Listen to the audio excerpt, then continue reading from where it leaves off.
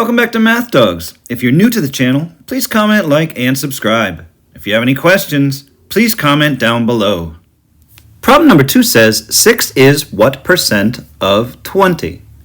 So I'm going to go through the same process of writing the equation. I'm going to look for the word is. That's going to be my equal sign.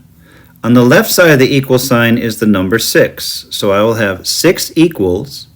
Then I'm going to look for the word of, so I'm going to multiply what percent, there's the what, so that's the variable x, and that's going to be multiplied by 20. So 6 equals x times 20 is 20x.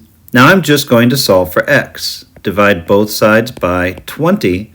6 divided by 20 is 0.3. 20 divided by 20 is 1x, so x equals 0.3.